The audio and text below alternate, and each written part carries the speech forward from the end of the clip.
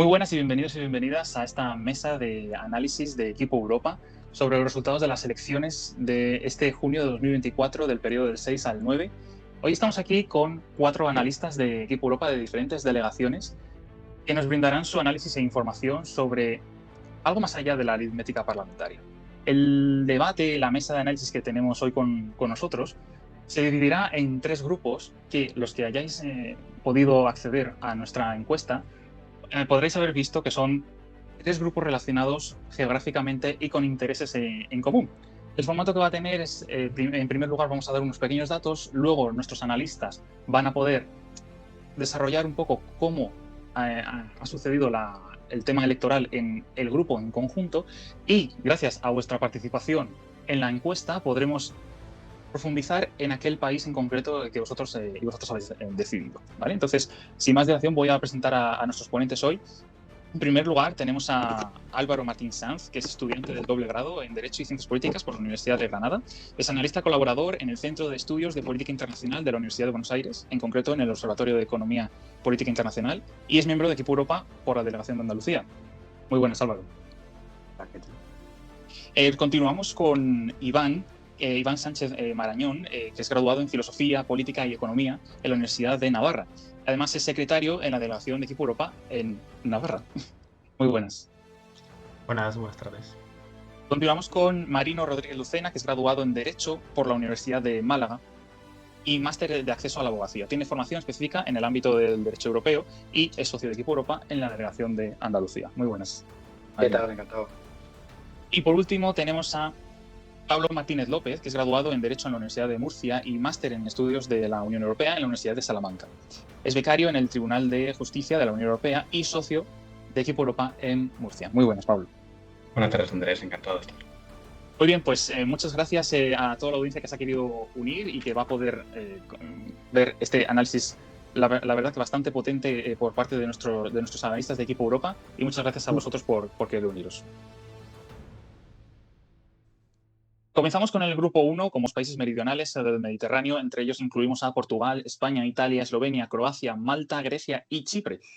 Destacaríamos la participación en este grupo de países, que está en torno al 40-45%, y que las primeras fuerzas han tendido a ser más conservadoras. Sí es verdad que los partidos progresistas, en este caso los socialistas y demócratas, han quedado en varios países como segunda fuerza, pero destacaría, en este caso, por ejemplo, el de España, pero destacaríamos que gran parte de ellos, el EPP, el Partido Popular Europeo, ha salido como primera fuerza. Me gustaría también añadir que el tema de la migración como arma política ha sido también un rasgo importante en estos países debido a la problemática que tienen en esta cuestión, en este ámbito, y que ha entrado en campaña directamente de una forma, podríamos decir, bastante drástica, y que ha podido derivar el voto en un lado o en otro en la balanza electoral. Pero eso va a ser ya tema de análisis por nuestros ponentes. Así que me gustaría empezar con Álvaro, en este caso. ¿Cuáles son las dinámicas que has encontrado con respecto a este primer grupo? Pues respecto a Portugal, es más o menos la continuidad de las últimas elecciones generales que ha habido en Portugal, en donde, bueno, el Partido Socialista sí que ha recuperado lo que perdió en las elecciones generales, pero en el segundo partido más votado ha sido el Partido Conservador, el que ahora mismo está en el Ejecutivo portugués, pero ha seguido la continuidad de la extrema derecha de Portugal con el Partido Chega, que ha aumentado su representación en el Parlamento Europeo y también, pues, como ya hemos visto en las últimas elecciones generales de Portugal. Y luego, en cuanto a Grecia, por ejemplo, ha seguido la dinámica también con el ejecutivo que hay en Grecia del Partido Popular griego. El PASOK, el antiguo Partido Socialista, sí ha conseguido de nuevo, con un cambio de nombre del partido, de nuevo representación, y digamos, ese partido ultranacionalista griego de extrema derecha sí que ha conseguido una mayor representación. Y en cuanto a lo que toca, por ejemplo, a España, se sabía que era el Partido Popular el que prácticamente iba a ganar las elecciones, pero no con tan poco margen de diferencia con el segundo partido, que era el Partido Socialista, que ganó en las últimas elecciones europeas. En cuanto a si es cierto que han surgido un nuevo partido como el Partido Saca por la Fiesta, que ha conseguido 13 eurodiputados, Podemos se pensaba que, por ejemplo, iba a perder casi representación y ha conseguido mantenerse aún perdiendo representación por no sé qué año, y la sorpresa también ha sido en este caso el partido que está en coalición con el gobierno del Ejecutivo español, que es Sumar, que sí se lo ha conseguido el representante. Muchas gracias, Álvaro. Pues Iván, es tu turno. Sí, yo creo que primero por destacar algún elemento en común, me parece significativo, ¿no?, que son países cuya participación, igual a excepción de Malta y Chipre, ha sido inferior a la media de la Unión Europea, ¿no? La media de la Unión Europea está en torno al 51% y en estos países pues ronda en torno al 35 y el 48%, podríamos decir, o sea, entre el 35 y 45%, a excepción de lo dicho, de Chipre y Malta. Y son partidos que, como ha dicho Álvaro, perdón, son países que, como ha dicho Álvaro, han sido debatidos sobre todo entre el Partido Popular Europeo y el Partido Socialista, o la Alianza de los Demócratas y Progresistas, ¿no? Más allá de Italia, donde sí que estaría Fratelli, que ha conseguido un poco hacerse con esa hegemonía de la derecha, quitándosela al Partido Popular.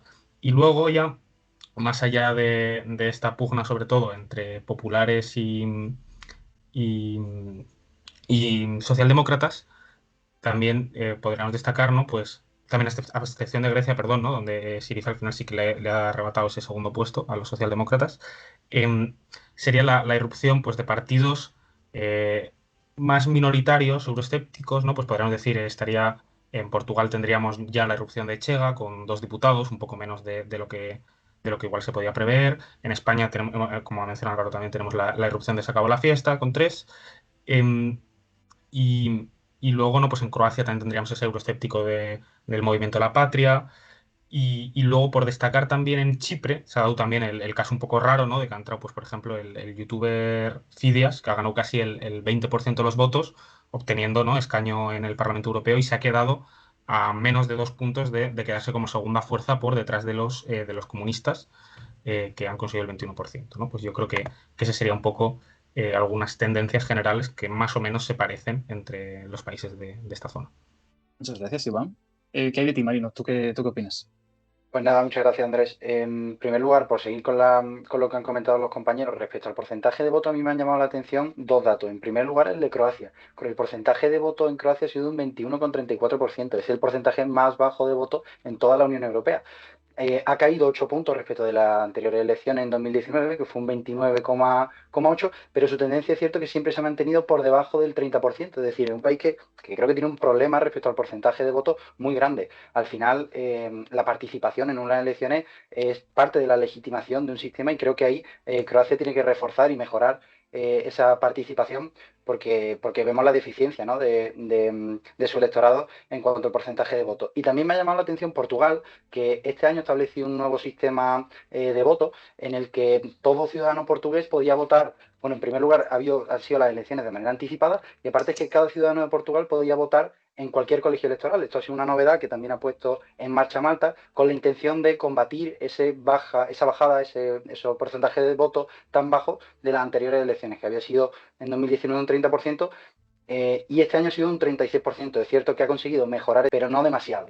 Y luego ya, en cuanto al resultado concreto de las elecciones, yo pondría el foco en dos países, en España y en Italia, porque en definitiva estos dos países han conseguido un resultado, los partidos de estos dos países han conseguido un resultado que les va a permitir controlar parte de los grandes grupos del que ocupan el Parlamento Europeo. Por un lado, España es la segunda fuerza más grande de los populares y también es la segunda fuerza más grande dentro del Partido Socialista. Es decir, que es la segunda fuerza en esos dos bloques, que son los bloques en esas dos familias, que son las que más escaños han obtenido. Y luego, por otra parte, lo que han comentado mis compañeros de Fratelli Italia, que al final tiene esa hegemonía o consigue esa hegemonía de la derecha más extrema, ¿no?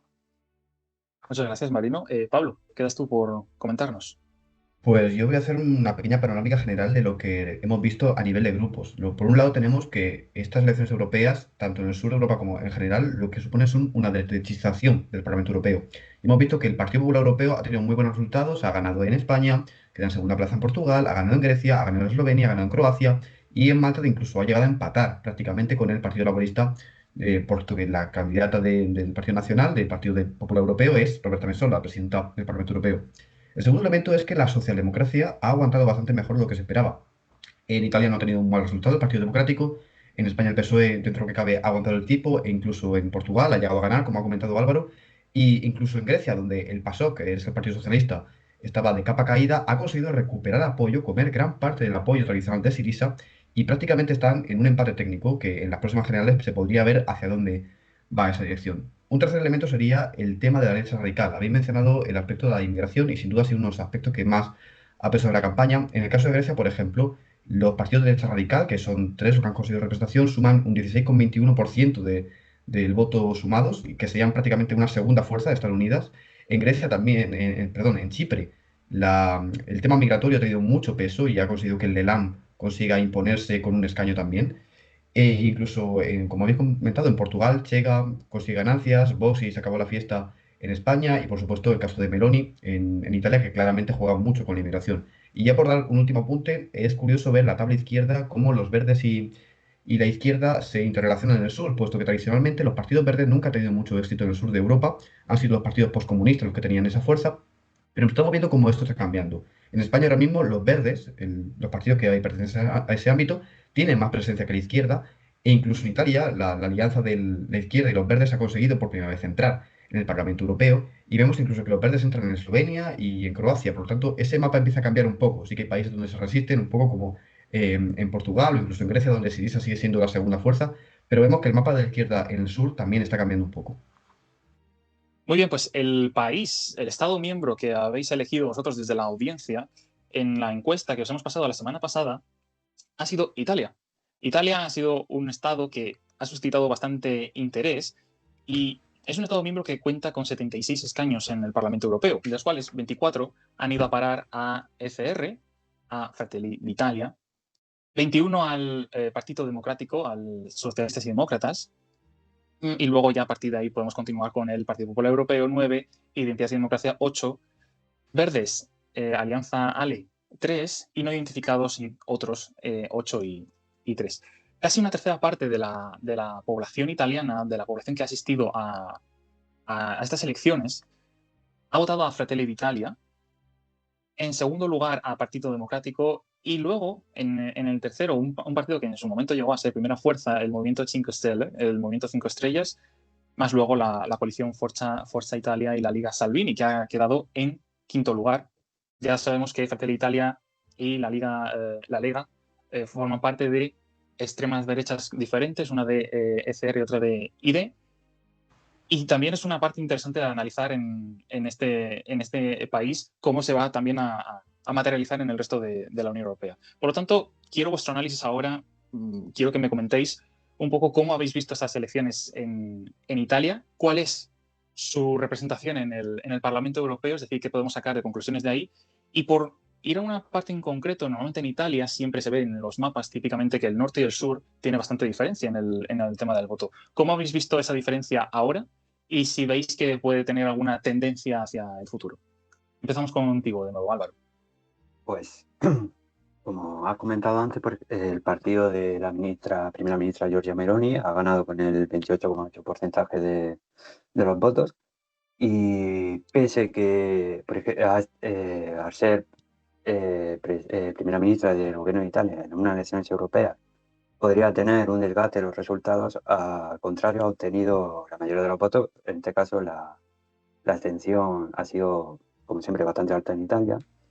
En este caso, ha pasado por ejemplo, de su campaña electoral internamente euroescéptica a pasar como una nueva corriente euroescéptica, pero, aunque suene irónico, dentro de la Unión Europea, que quieren formar parte de la Unión Europea, pero cambiar totalmente las directrices marcadas por la Unión Europea en los últimos años, y sobre todo distanciarse sobre las líneas generales del Partido Demócrata Cristiano de la Unión Europea, el Parlamento Europeo, que es el Partido Popular Europeo, bastante diferente. Y bueno, y principalmente, y también, sobre todo, para poder diferenciarse con el otro partido que es también rival en su feudo de voto, que es el otro partido de extrema derecha, en este caso de Matteo Salvini, que siempre está, y sobre todo con el Partido Conservador Italiano, que es Forza Italia. y principalmente lo que quiere es pues, poder distanciarse y diferenciarse para aglutinar todo ese fuego de votos en manos de Italia, por Italia. Muchas gracias, Álvaro. Iván, tu turno. Sí, yo mencionaré igual por empezar que o sea, dentro de la campaña no ha sido una campaña muy de debate nacional, ¿no? Y de debate nacional un tanto personalizado, es decir, no sé, más allá de los temas que se han tratado, Meloni versus Schlein, o sea, entre la líder de Fratelli y la del Partido Democrático, ha estado más que vigente, ¿no? De hecho, las dos encabezaban sus respectivas listas, ¿no?, al Parlamento Europeo, pese a que ninguna de las dos tuviera real intención de ocupar ese escaño, ¿no? Ha sido un poco una pugna un tanto de egos, podríamos decir, ¿no?, entre Meloni y la líder del Partido Democrático. Y luego yo creo que hay un cambio claro en cuanto a dentro ya del Parlamento Europeo, ¿no?, entre la Lega, que se ha desmoronado, ha perdido más de 20 escaños, claro, que se encuentra dentro del grupo de ID, ¿no?, de Identidad y Democracia,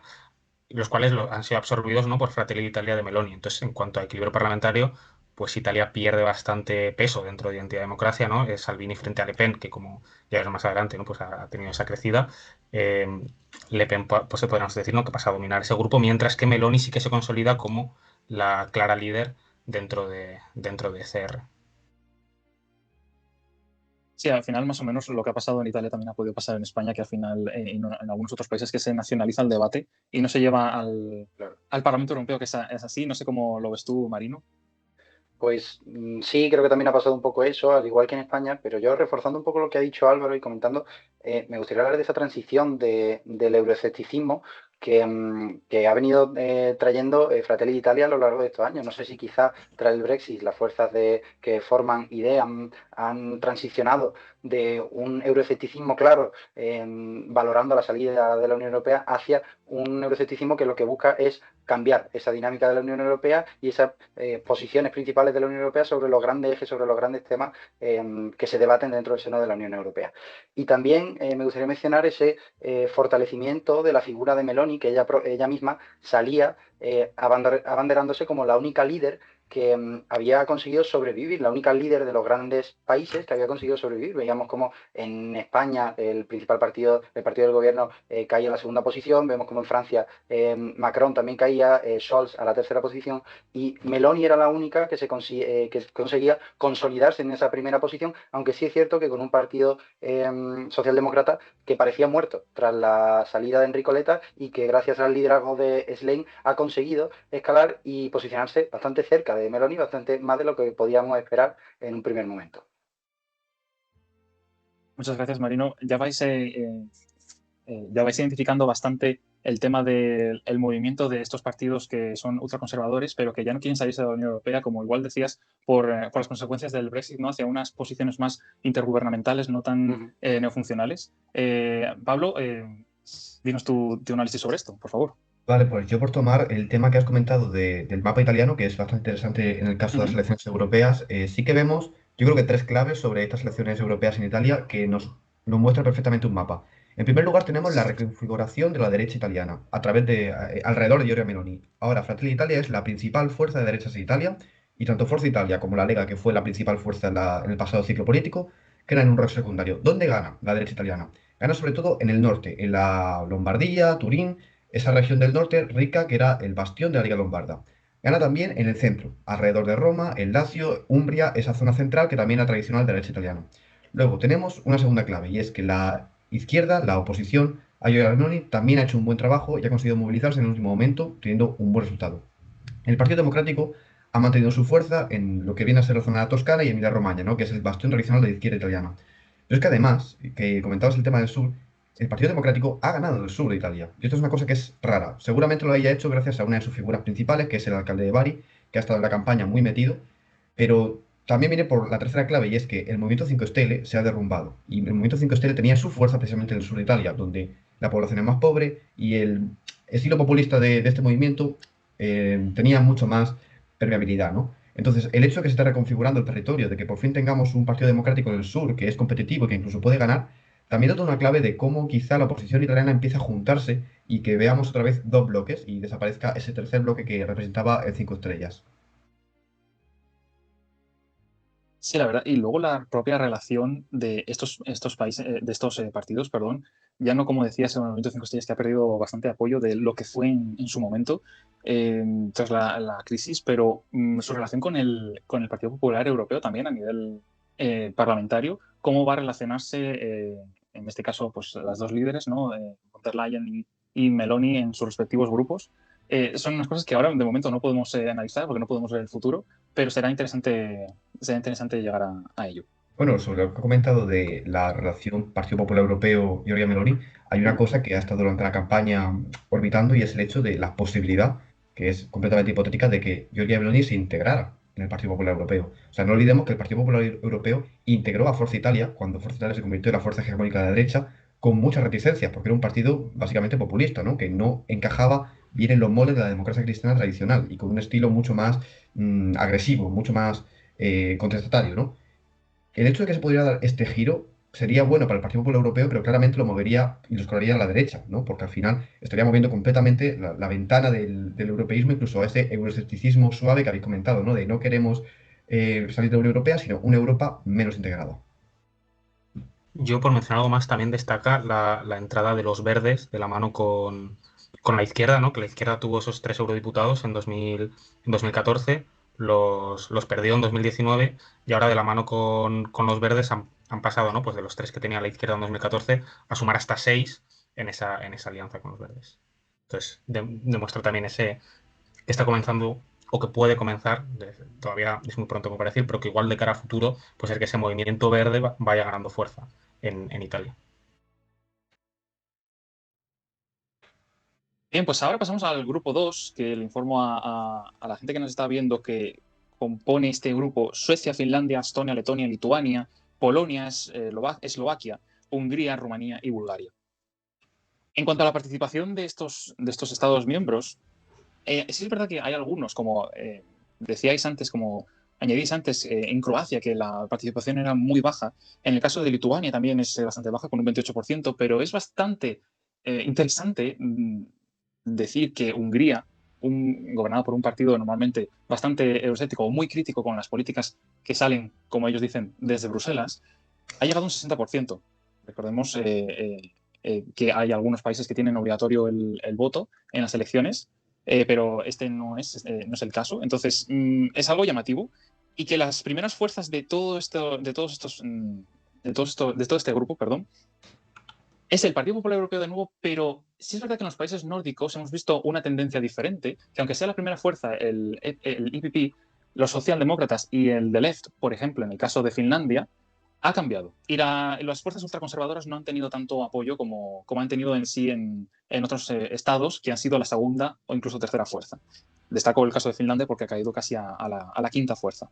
Entonces, quiero comenzar este debate del grupo 2, preguntando por qué creéis que en esos países nórdicos, aunque Dinamarca no está en este grupo, pero podemos comentarlo si queréis, esa fuerza de ultraconservadora ha bajado con respecto a otros países y la participación de estos Estados miembros de este segundo grupo con respecto a su amenaza estratégica con la cercanía que tienen a Rusia y cómo ha influido eso en el voto en conjunto.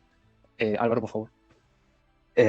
Por empezar, por ejemplo, con Polonia, que ha ganado Tax, que estuvo, bueno, con su, digamos, currículum europeísta, porque estuvo a alto cargo de la Unión Europea como presidente.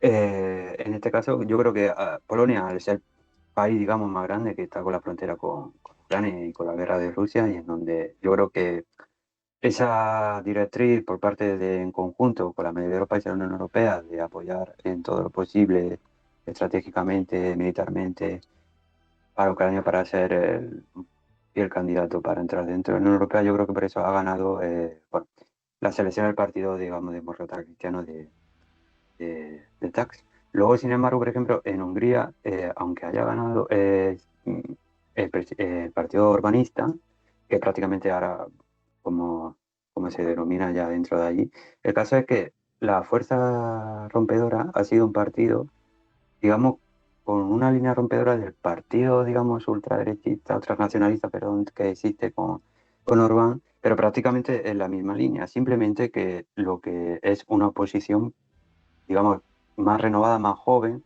pero prácticamente con las mismas bases de lo que es el partido actualmente que gobierna en Hungría, que ha ganado también la selección europea. Y repito, por ejemplo, un país como Suecia, que tenía ese problema, digamos, con la inmigración y etcétera, sí ha ganado el partido, por ejemplo, socialdemócrata de allí, y sin embargo, si ha obtenido representación, digamos, ese partido anti-inmigración irregular que pueda existir en Suecia, ha obtenido representación, pero no tanto como posible lo que podría haber obtenido o aspiraba a obtener.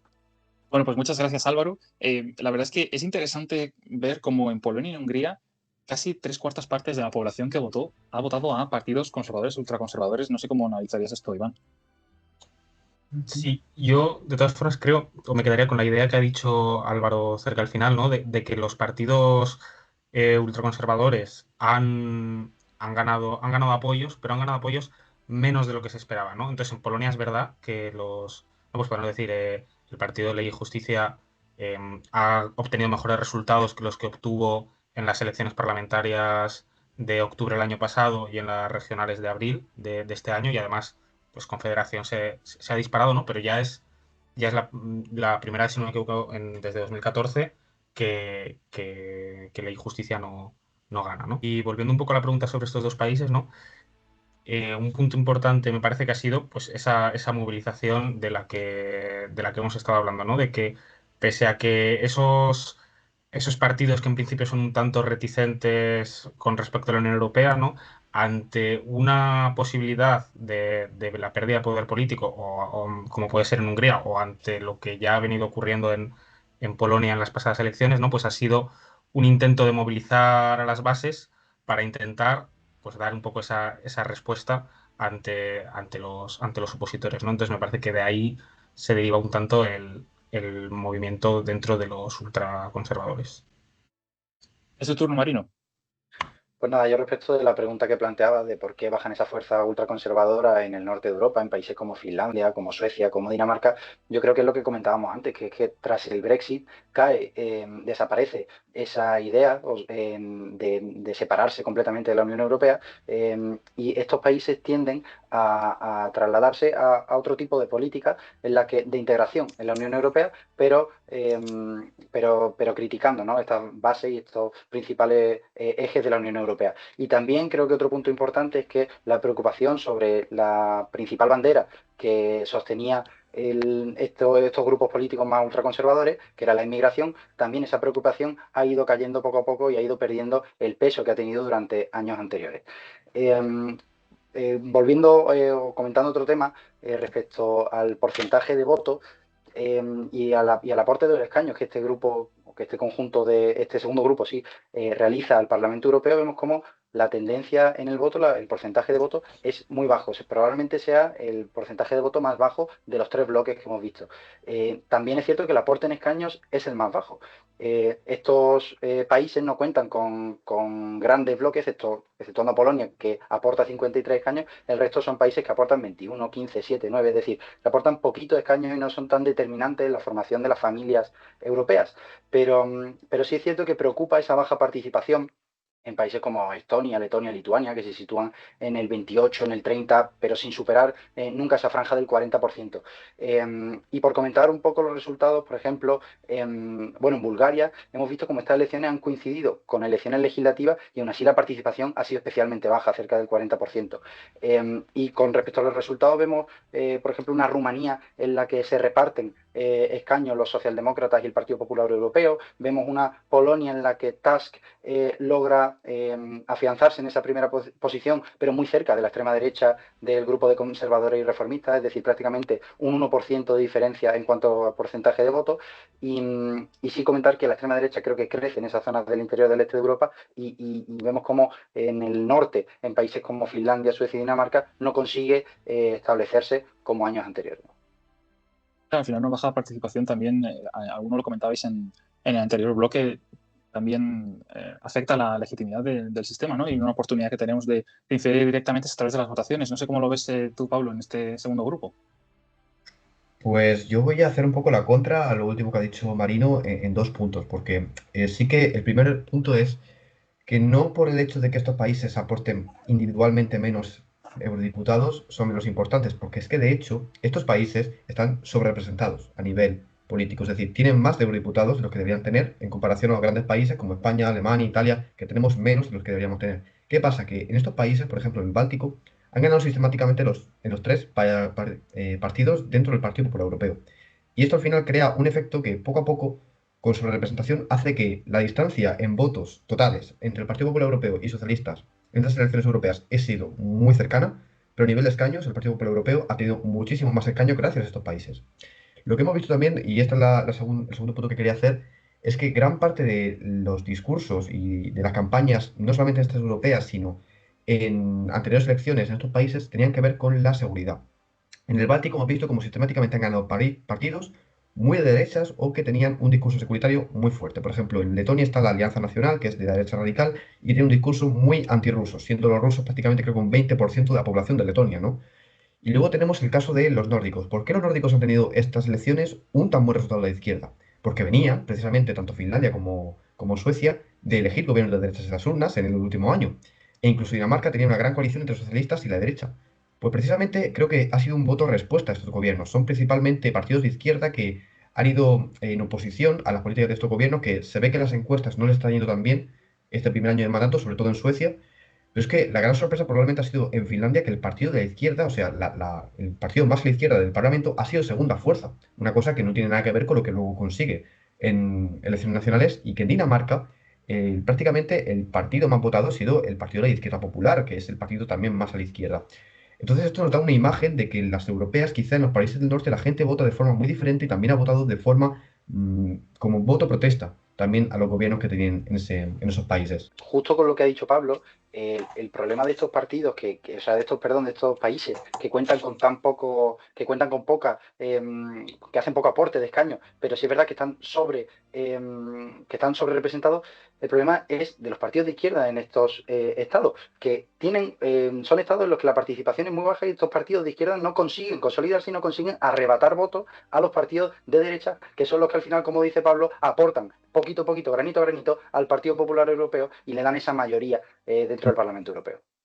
Bien, pues pasamos al segundo país de este segundo bloque, que es Polonia, elegido por toda la audiencia en la encuesta, en el que vemos que prácticamente el 75% de los votos han ido hacia opciones conservadoras, lo comentábamos antes, 23 escaños para el EPP, 20 escaños para el ECR, y nos deja unas pequeñas opciones de socialdemócratas, 3 escaños, y Renew 1, aparte de otros con 6. Pero lo más relevante al ver la gráfica es esta sociedad que prácticamente se proyecta conservadora a través de los votos. Eso me gustaría preguntaros por qué, que es debido a este conservadurismo en la sociedad polaca. Sí que es verdad que la religión tiene un papel muy importante en ellos y está muy ligado a la política, pero también, como habéis estado comentando, el discurso de seguridad es bastante relevante en este país.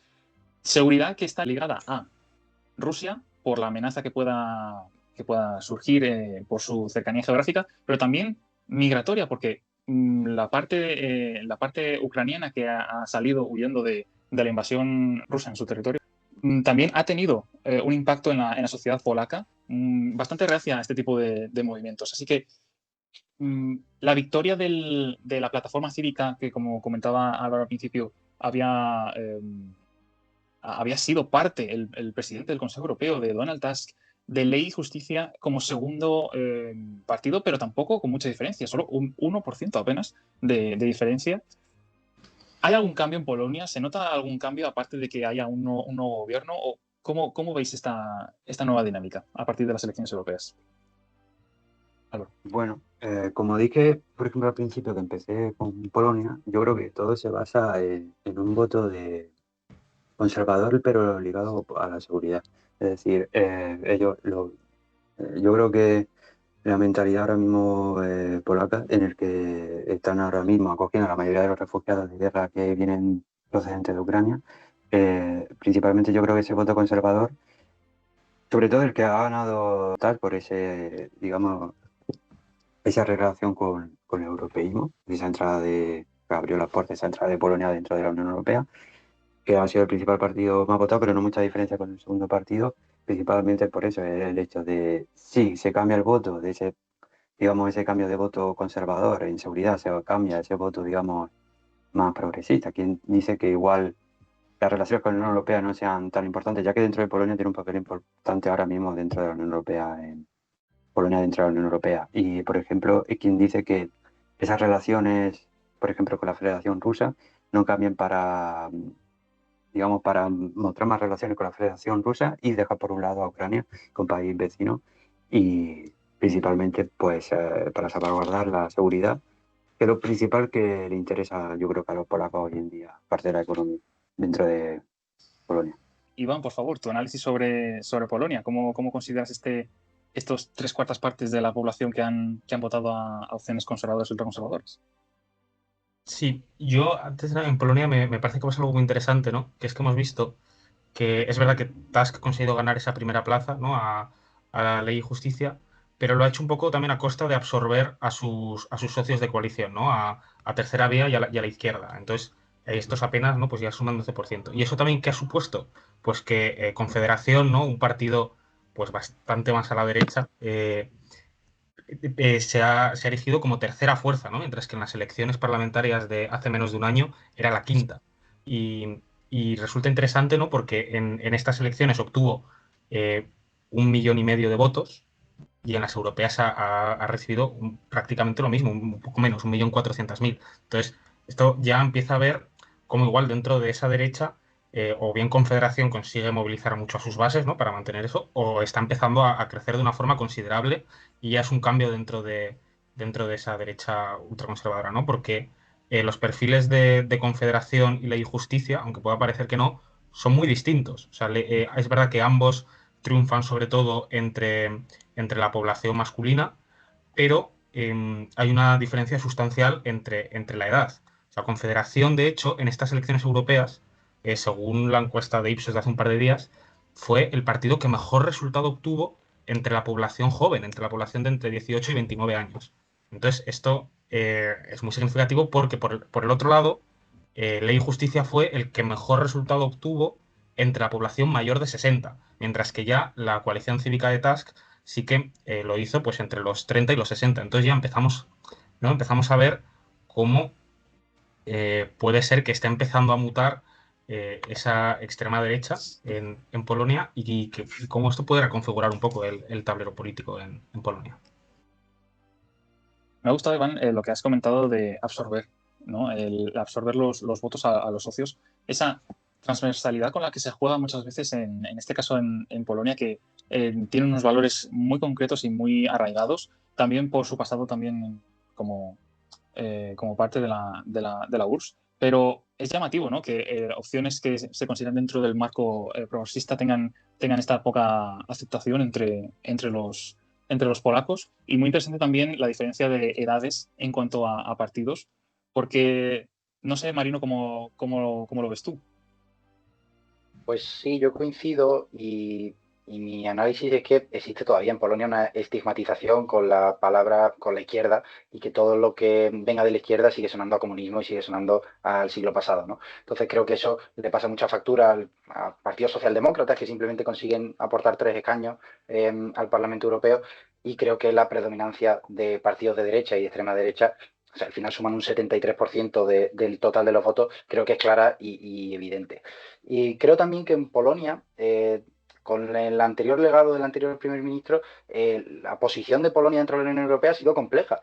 No tanto no tanto en un contexto de elecciones europeas, sino en un contexto más nacional. La relación entre Polonia y la Unión Europea con el anterior gobierno ha sido muy complicada. Ese papel que tiene Donald Tusk ahí de reconfigurar el papel de Polonia dentro de la Unión Europea es muy importante. Hemos visto como con la anterior administración polaca, hemos visto cómo la Unión Europea ha tenido que aplicar sanciones, ha tenido que aplicar los mecanismos de soft law para al final reconducir a ese ataque al Poder Judicial, al Estado de Derecho. O sea que vemos cómo en Polonia esa llegada de Tusk sí que puede desplazar o cambiar la situación de Polonia dentro de la Unión Europea, pero vemos cómo el peso de la derecha más radical sigue siendo muy grande dentro del país y sigue estando muy cerca del partido que forma el Partido Popular Europeo. Pablo. Sí, pues yo quería aportar también lo que ha dicho Iván, porque la respuesta realmente de qué es lo que pasa en Polonia, de por qué es un país tan derechizado, realmente es que la derecha polaca, o lo que llamamos derecha, lo es en lo económico, por lo que ha comentado Marino, del estigma hacia la izquierda, pero que realmente hay como dos o incluso tres Polonias. Y es que, por ejemplo, si vamos a quién vota a la coalición cívica de Donald Tusk, tenemos que ver en un mapa y veremos que se hace un solapamiento completo con las fronteras entre la partición de Polonia entre el Imperio Alemán y el Imperio Ruso. Es un mapa clásico, ¿no? En la zona oeste tenemos que hay más voto a la coalición cívica, la derecha más liberal quizá en lo social, más proeuropea, entre clases medias, entre empresarios, gente que trabaja en servicios, entre las edades medias, entre personas que tienen una educación superior o educación universitaria y entre estudiantes. Pero luego tenemos la otra Polonia, la Polonia del Este, la Polonia de ley y justicia. Es una Polonia más rural, es una Polonia más envejecida, tenemos que ley y justicia gana entre los jubilados, también gana entre los trabajadores y las personas con menos renta y los parados, es decir, que es un partido que ha conseguido crear una base popular, descontenta con la Unión Europea, descontenta con el sistema, y donde ahí tiene un nicho muy fuerte. Pero es que estamos viendo una tercera Polonia que está empezando a nacer, que es la Polonia de Confederación, este partido de derecha radical, muy diferente a Ley y Justicia en temas geopolíticos, son pro-Putin, Ley y Justicia pro-Ucrania, tiene una amalgama de ideología más libertaria, mientras que Ley y Justicia es un poco más intervencionista. Y aquí es como ha comentado Iván, tenemos un electorado muy joven, muy masculinizado, porque entre los jóvenes, mujeres jóvenes, parece que triunfa bastante mal la izquierda y ahí sí que tiene un nicho importante en Polonia. Y además es un votante que también se corresponde mucho con la familia del este de Polonia, ¿no? Es muy cercano territorialmente a la injusticia. Entonces tenemos ahí un juego entre tres que sin duda nos da una perspectiva de la sociedad polaca muy interesante, ¿no? De una Polonia que quiere ser más europea y una Polonia que quiere estar un poco más hacia sí misma. Hemos mencionado no la falta igual de espacio político a la izquierda, ¿no? de la plataforma cívica de Tusk, pero yo creo también que hay que entender que en Polonia recientemente tenemos un poco que Tusk se está erigiendo como la opción anti-ley y justicia, ¿no? Entonces igual está consiguiendo atrapar lo que podríamos decir voto útil, pues de gente que sí puede identificarse más con una izquierda o una izquierda más moderada, ¿no? Buscando eso, reforzar un voto anti-ley y justicia más que un voto conservador en sí. Bien, pues muchas gracias, chicos. Vamos ahora con el último grupo, con el tercer grupo de los países centrales, de los países más desarrollados, que componen Francia, Bélgica, Países Bajos, Luxemburgo, Dinamarca, Alemania, Chequia, Austria y también Irlanda. Por cierto, un Estado miembro que ha tardado bastante en dar a conocer sus resultados. De hecho, los resultados que tenemos son, al menos los que miramos ayer, son estimaciones. Hoy probablemente ya tengamos los provisionales, pero es un Estado miembro que ha tardado bastante. Y en cuanto a la participación, sí que es verdad que aquí está un poco, digamos, permitiendo una expresión trucada, porque hay algún país que tiene la participación obligatoria, Bélgica y Luxemburgo, que alcanzan casi el 82 y el 90%. Sin embargo, destacaría que más o menos se han movido todos en la media de la Unión Europea, en torno a un 50%, a excepción de Chequia. La primera fuerza, vamos a dejar de lado a Francia porque la trataremos en el segundo apartado de este grupo 3, porque es el país que vosotros desde la audiencia habéis elegido. Así que vamos directamente con los demás, que es destacable el peso que ha tenido la coalición en Bélgica de los verdes y los socialdemócratas, aunque la primera fuerza, aunque los escaños sean diferentes, y que en el resto de países, sea por ejemplo en Dinamarca y en Chequia, donde el Renew ha obtenido muy buenos resultados, cosa que a escala europea ha sido pequeña, por no decir gran debacle de este grupo, perdiendo bastantes eurodiputados. Los hechos más importantes es que, podríamos decir, la dimisión del primer ministro Alexander De Croo de Bélgica y, como ya conocemos todos, el tema francés, que, como digo, trataremos en su momento. La ultraderecha en este grupo ha alcanzado, si no la primera fuerza, la segunda o la tercera, y yo os quiero preguntar por qué la bajada en el lado contrario de socialdemócratas, por qué entonces, por tanto, subida de esta fuerza, y qué es lo que ha llamado a estos países de centro o los países más desarrollados a optar por estas opciones, así en un análisis general de grupo. Así que comenzamos contigo, Álvaro. Pues para hablar, por ejemplo, como principal país con más población y más economía más desarrollada, por ejemplo, para hablar de Alemania, donde ha ganado el partido de Ursula von der Leyen, actual presidenta, pero, por ejemplo, ha subido como segunda fuerza la alternativa por Alemania, como una fuerza ultranacionalista. Yo, esto ya como opinión, considero que el último mes las campañas que han intentado, digamos, como boicotear, como por ejemplo el apuñalamiento a uno de sus candidatos, donde murió un policía, bueno, intentando evitar lo que pasó. Yo creo que ese ha sido un voto principalmente de activo, que ya de por sí de antes ya estaba reforzándose en los estados, las elecciones estatales, digamos, de las regiones de Alemania, el partido ultranacionalista alternativo con Alemania, pero sin embargo, para hablar del otro bloque, de por ejemplo la izquierda, la importante es que el Partido Socialdemócrata, por ejemplo, de Manuel Scholz, sí que ha bajado bastante, y lo importante, digamos, lo sorprendente, es que el partido de alianza de los verdes, el partido de los verdes en Alemania, se puede considerar como prácticamente en breve como el partido de referencia de izquierda en un país como Alemania. Vamos contigo, Iván. Sí, yo creo que algo que se ha notado en estos países no ha sido un poco el cambio como de tema central en la campaña. Si en 2019 uno de los temas que más importancia tuvo, sobre todo en estas regiones, fue el tema verde, y de hecho las formaciones verdes tuvieron en esas elecciones una subida considerable, en estas últimas ha sido el tema de la inmigración, ¿no? Y yo creo que eso ha sido también lo que ha catapultado, entre otros muchos motivos, el ascenso, ¿no?, pues del Frente Nacional en Francia o de los diferentes partidos de ID, ¿no?, como también pues en Austria, que ha sido primera fuerza, ¿no? Y sin embargo, si nos vamos a los verdes, ¿no?, pese a lo que ha mencionado Álvaro, vemos que los verdes en Alemania han perdido no la mitad, pero cerca de la mitad de sus apoyos, y, y en Francia también estuvieron cerca incluso de no entrar, debido a que Francia tiene el umbral del 5%, ¿no?, pero estuvieron cerca de no entrar dentro del reparto de escaños. Por lo tanto, yo creo que ese es un primer motivo, ¿no?, que podemos ver en este cambio de equilibrios, ¿no? Si igual la cuestión verde sirvió mucho para movilizar en 2019, ya en este año, en estas últimas elecciones, no ha sido un tema principal durante la mesa, al menos en estos países. Y luego, con respecto también en el caso de Alemania, ¿no?, hemos dicho también la subida de los partidos de extrema derecha, pero vemos que donde han subido sobre todo Alternativa por Alemania ha sido igual la parte menos desarrollada de Alemania, ¿no? Ha sido esa parte que pertenecía a la antigua República Democrática.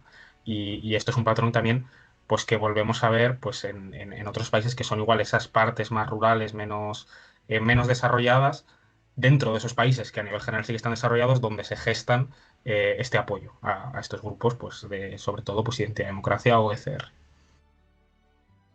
Sí, al final es muy interesante el tema de los mapas, al igual que pasaba con Italia norte-sur, el tema de la Alemania más empobrecida y la Alemania más desarrollada. También es un tema que la AfD hace emblema de ello y tiene gran apoyo por parte de esa parte de la población. No sé cómo lo ves tú, Marino.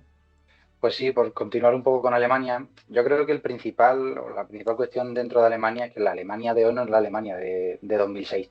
La Alemania de 2006, que entró en la crisis de 2008 y se recuperó con gran velocidad, siendo la primera prácticamente de la Unión Europea en recuperar el nivel, no lo ha sido en esta crisis de 2022 con el COVID. Vemos cómo los resultados del PIB, por ejemplo, dejan una Alemania muy perjudicada.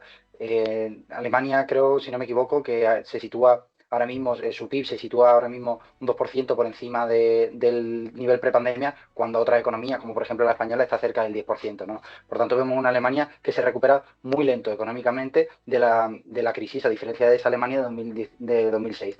¿Qué provoca esto? Pues esto es el caldero perfecto para que surjan movimientos como el de AfD y movimientos que achacan esta responsabilidad de falta de crecimiento a otros problemas, como la inmigración o las nuevas propuestas de la economía verde. Es decir, es un contexto propicio para que la AfD obtenga los resultados que en definitiva ha obtenido en estas elecciones.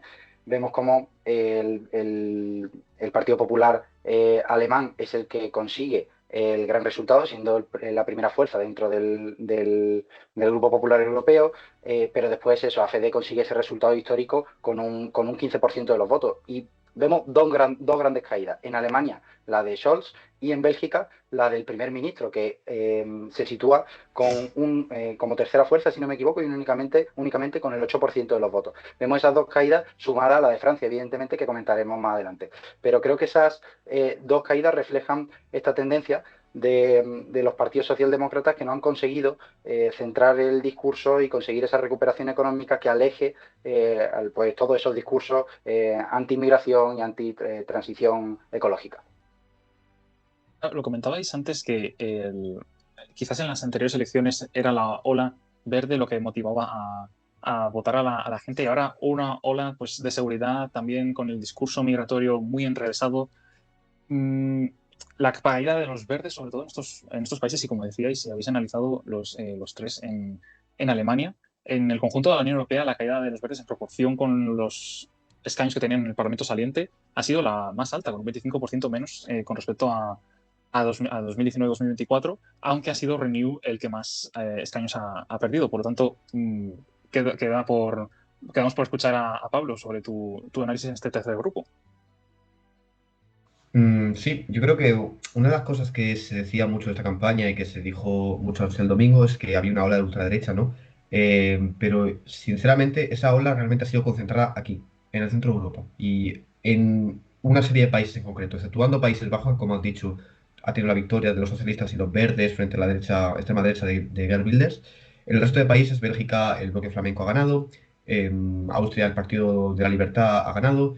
Y en Francia, bueno, ya lo comentaremos después, en Alemania es su segunda fuerza, e incluso en la República Checa, donde también es un país que se ha visto muy afectado por la crisis a través de la guerra de Ucrania, el populismo de Andrej Babis ha ganado otra vez las elecciones, e incluso tenemos partidos raros como el Partido de los Motoristas, que ha conseguido una tercera fuerza, que es un partido con, bueno, un perfil bastante interesante. Pero por volver al tema de Alemania, sinceramente, el caso de la Argentina por Alemania es incluso, podríamos decir, menos de lo que se esperaba. Porque venimos de una campaña en la cual la seguridad, como comentáis, ha sido el principal tema y sobre todo la inmigración. En segundo lugar, venimos de una crisis económica en Alemania increíble, que por primera vez los ha puesto en las puertas de una recesión, que eso para Alemania es prácticamente como perder su razón de ser dentro de la Unión Europea. Con un gobierno de Scholz completamente desgastado, cuyos miembros han recibido un varapalo increíble, con los liberales incluso dejando menos del 5% en votos.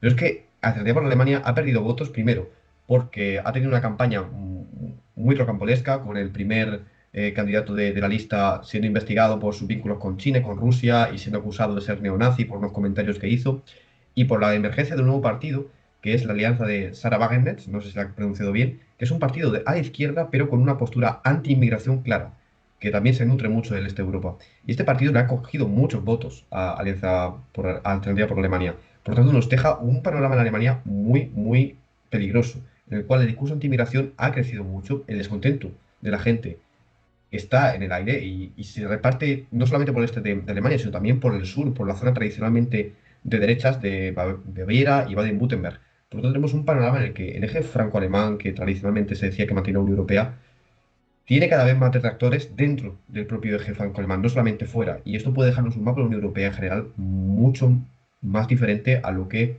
en principio se planeó. Okay, muchas gracias a todos. Y esto que estabas comentando ahora, Pablo,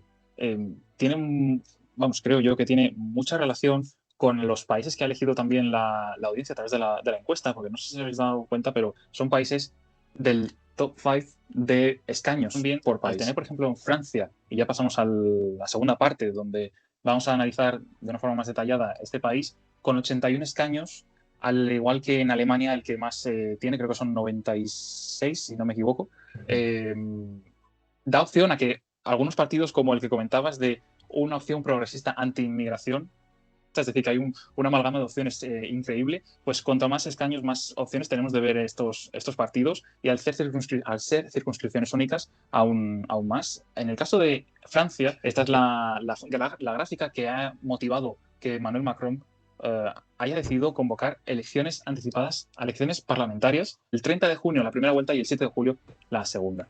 En primer lugar, porque Identidad y Democracia, es decir, el partido de Marine Le Pen, de Rassemblement National, ha conseguido 30 escaños. Es decir, de esos 81, 30 han ido para la opción ultraconservadora francesa, 5 más con el SR, es decir, las opciones más conservadoras tendrían 35 de esos escaños. Sin embargo, el Renew Europe, es decir, el Besoin d'Europe, que es donde se incluye a Renaissance de Emmanuel Macron, ha sido sí, segunda opción, pero los votos han sido devastadores. Ha duplicado el porcentaje Marine Le Pen con respecto con Emmanuel Macron. El Partido Socialdemócrata constituye 13 escaños y los insumisos, la Francia insumisa, consigue 9, siendo los verdes una opción de 5 escaños. Bien, es el país que todos queremos debatir y el que más dio de qué hablar el domingo, pero querría centrar el debate para que vosotros os podáis explayar. ¿A qué se debe?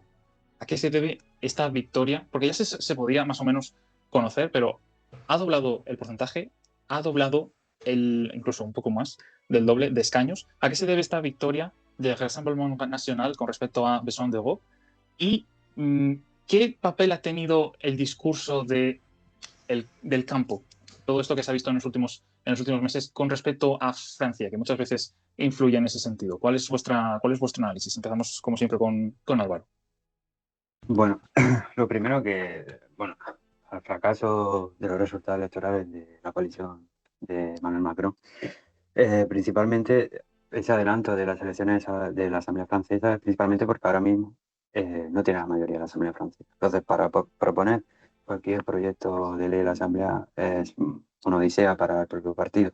De todas formas, cuando en las últimas presidenciales, cuando ganó por segunda vuelta Emmanuel Macron, de todas formas, la distancia en primera vuelta con Marine Le Pen fue bastante ajustada. Entonces, sí, a lo largo de los años la situación ha cambiado en las políticas del actual Ejecutivo francés, liderado por Emmanuel Macron. No ha mejorado la situación sociopolítica y económica en Francia. Era prácticamente igual, era prácticamente que estaba hecho que iba a ganar el partido de Marine Le Pen. Para mí, el adelantarlo, las elecciones de la Asamblea, en cierto modo puede ser un error por el hecho de que con los acontecimientos de los Juegos Olímpicos que se van a celebrar en París, luego la Eurocopa, que bueno, podría dejar que ese electorado, la mayoría del electorado, pues dejase de pensar en clave política. Sin embargo, lo ha decidido así por el hecho de que, bueno, si seguimos así con con esa situación, esas decisiones políticas, podemos hacer que las próximas elecciones, cuando toquen fechas, pues probablemente podamos pasar como incluso un punto de inicio de la desaparición, como casi pasa bueno, está pasando con el tradicional Partido Socialista que hay ahora mismo, que está en Francia, que lideró y gobernó Francia también antes de Emmanuel Macron. Y es una acción, bueno, diría que bastante arriesgada en general. De todas formas, como ha comentado por último, lo de el campo, por ejemplo, esos votantes rurales que principalmente se van al Frente Nacional es por el hecho de que Emmanuel Macron representa a la línea europeísta de liderazgo como ese eje franco-alemán. Entonces, y sin embargo, el partido liderado por Marine Le Pen representa ese euroescepticismo, no, bueno, más bien digamos, Francia lo primero, por así, antes que lo que engloba la Unión Europea y después la Unión Europea. Principalmente, pues, y la política agraria común actualmente pues necesita reforma y por eso yo creo que principalmente ese voto rural ha ido al partido que ha ganado con un 31,8% aproximadamente, el partido de Marine Le Pen. Es muy interesante lo que decías al principio, el tema de las competiciones deportivas, porque puede ser baladí, pero no lo es, porque hay mucho movimiento de capitales y mucho movimiento de personas hacia Francia y la inseguridad política muchas veces en cuanto a inversiones puede ser algo a destacar. Y en segundo lugar, en relación con el campo, IDE y ECR tienen un campo, podríamos decir, de votantes que pueden ser muy parecidos, aunque luego las relaciones entre incluso los propios partidos de CR y los propios partidos de ID son muy especiales. Y me gustaría destacar que el comisario responsable de la cartera de PAC, ¿vale? de Desarrollo Rural y Agricultura, es de ECR. Es decir, muchas de las protestas que se han hecho contra este tipo de políticas han sido vamos a decir, capitaneadas, de alguna forma, por un Estado miembro, en este caso Polonia, con un partido de esta línea ideológica. Por lo tanto, Iván, ¿cómo ves esto en el caso francés? Yo sí que creo que, por un lado, hay que tener en cuenta que el debate en cara a las europeas en Francia ha sido un debate muy nacionalizado y no se ha hablado prácticamente de Europa. De hecho, en el propio debate que hay, Macron no envía a la que encabeza la lista de las europeas, sino que envía a su primer ministro, ¿no? Entonces, ha sido muy leído en clave nacional y ha sido muy leído en, eh, en tema, y ahí acerta muy bien la agrupación nacional en torno a Macron sí o Macron no, ¿no? Ha sido un poco un plebiscito en torno a la figura de Macron, un poco parecido a lo que quería hacer igual Feijóo en España, pero mucho más exagerado, y en este caso le ha salido todavía mucho mejor a la agrupación nacional. Entonces, en ese sentido, yo creo que la mayor parte de la gente que ha votado a la agrupación nacional no saben de los comisarios que hay en Bruselas, ¿no? Que simplemente ha sido un poco una enmienda a la totalidad del proyecto de Macron de estas últimas legislaturas, ¿no? Que recordemos que, pese a que igual nos pueden llegar varias noticias de Macron y vemos que es un líder al que se le tiene mucha estima dentro de la burbuja europea, no es un líder tan popular dentro de Francia, ¿no? Y que dentro de Francia, pues sobre todo bueno, ya a lo largo de las medidas que ha ido haciendo, ¿no? Pues podemos recordar ya los chalecos amarillos de hace mucho tiempo, pero más recientemente igual el tema de las pensiones o ahora con los agricultores, ¿no? Pues no ha sido un líder especialmente nacional. Y a eso se suma que ha habido cierto resurgir, ¿no? del Partido Socialista, que venía haciendo unos resultados pésimos. Y recordemos que Macron en 2022, en las presidenciales, en parte uno de sus feudos es París. ¿Qué es lo que pasa? Que con este surgimiento o resurgimiento hasta cierto punto del Partido Socialista, que ha ganado casi 2 millones de votos, uno de los principales sitios de donde el Partido Socialista ha recuperado votos de cara a las europeas ha sido París. Entonces, esto por un lado ha mermado las bases de Macron, y por otro, pues el hecho de que el debate europeo haya sido totalmente en torno a la figura de Macron, pues no le ha beneficiado de cara a las elecciones europeas. Vale, continuamos con Marino. Pues sí, yo creo que la pregunta que hacía sobre cuál ha sido el papel del campo en estas elecciones residía un poco la clave. Y yo quería apuntar un dato, y es que la política agraria común, los principales beneficiarios a lo largo de estos años precisamente han sido Alemania y Francia. Es decir, son esos principales beneficiarios, a pesar de que necesita reforma y a pesar de lo que habéis comentado, los que se han beneficiado de esta política agraria. Por tanto, vemos esa contradicción entre el voto de los ciudadanos franceses y el resultado de las políticas. Y comentabais que es un comisario precisamente de CR el que se ha encargado de la política agraria común, y trasladándolo a España también ha ocurrido un poco eso, que quienes abanderaban esa solución al campo, a todos los problemas que tenía el campo, eran quienes dentro de su familia europea tenían las competencias para arreglarlo y para combatir y solucionar esos problemas. Al final, yo creo que la política proteccionista de Le Pen a este respecto ha convencido al entorno rural de Francia, y por eso ha sido capaz de aglutinar el 31% del voto.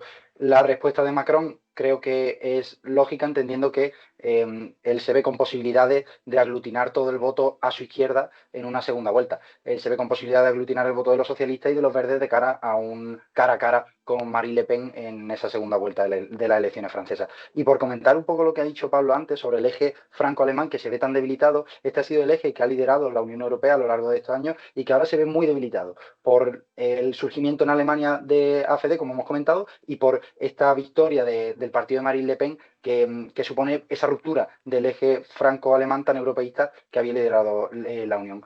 Y por mencionar qué hablaba o qué resaltaba Macron en su discurso, tres factores que iban a tener consecuencias en el futuro y que iban a ser las claves de la Unión Europea, y por lo que el papel de Francia, o por lo que Macron quería ocupar un papel trascendental en la Unión Europea y liderando Francia en este sentido. Por la amenaza rusa, por la guerra comercial entre Estados Unidos y China, y por la guerra interna con los autócratas europeos. Esas tres claves son las que creo que Macron quiere seguir liderando y quiere seguir sosteniendo dentro del eje franco-alemán en la Unión Europea.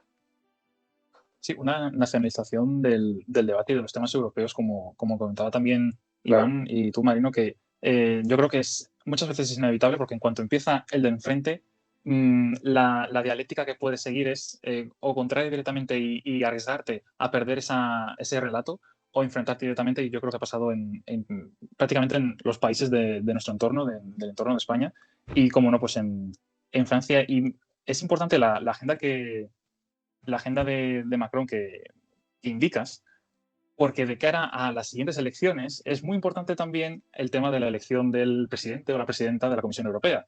Y no sabemos si, bueno, sí lo sabemos, pero bueno, por no ver hacia el futuro, cuándo se va a elegir esta presidenta o presidente, cuándo se va a elegir la comisión, cuándo el Parlamento va a votar a esos comisarios, cuándo va a votarlo en pleno todo.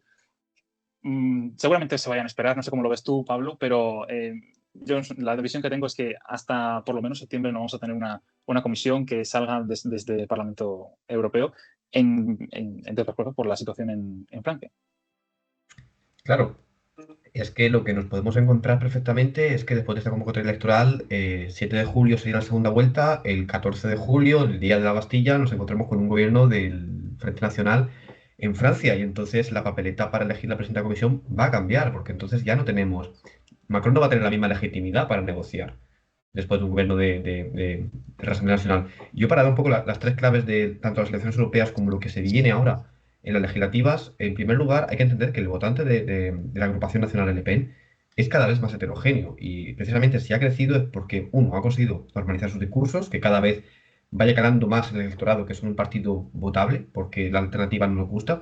Y es que si cogemos un mapa de Francia, vemos que donde más triunfa precisamente el partido de la Alianza de la Agrupación Nacional es, empezando por el norte, por las zonas obreras deprimidas, luego hace un rodeo a París, que como ha comentado Iván, es el feudo del Partido Socialista en estas elecciones, luego va bajando por lo que se llama la diagonal del vacío, ¿no? La zona más rural, más deprimida de Francia, donde hay muy poca densidad de población, y de repente se encuentra con el corredor del Ródano, que es una zona que está creciendo, ¿no? Es una zona de clases medias, clases altas, y ya baja incluso hasta Marsella, se extiende por la costa, por toda la zona turística, y sigue por el corredor del mediodía a encontrarse para el Atlántico. Es decir, que tenemos una coalición de votantes que son tanto rurales como urbanos, como obreros de zonas trabajadoras, como clases medias altas de zonas ricas.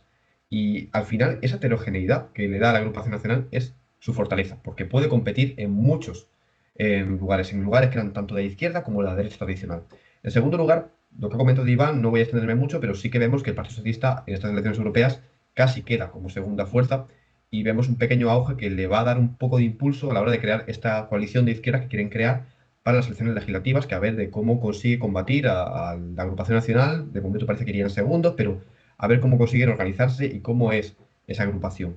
Y luego, en tercer lugar, el elemento que quizá ahora mismo es más de actualidad, no sé cuándo vean esto cómo será la cosa, pero lo que estamos viendo es una crisis tanto del macronismo como del centro derecha tradicional en Francia, porque se están quedando en un sándwich, atrapados entre la izquierda y entre la agrupación nacional, y es que el macronismo ha bajado sustancialmente y ya no tiene la capacidad de movilizar que tenía antes, y en una hipotética segunda vuelta entre candidatos de izquierda y candidatos de la extrema derecha, ¿qué votaría esta gente? Es la gran pregunta. ¿A quién vas a pedir el voto?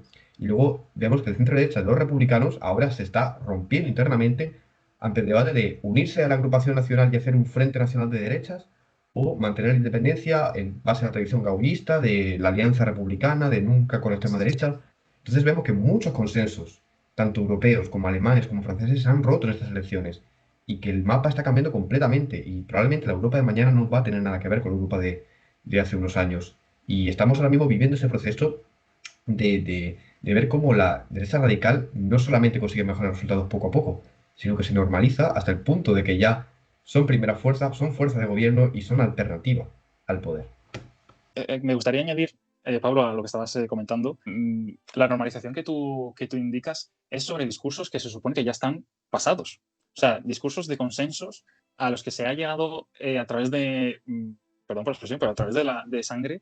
Han pasado mucho tiempo pues, en el caso de Polonia con el colectivo LGTBI, en el caso de Italia también, no sé, temas que son bastante transversales o que deberían ser bastante transversales, y que ese discurso reaccionario, podríamos decir, va en contra de esos consensos, que se supone que eran consensos, pero bueno, eso es my opinion.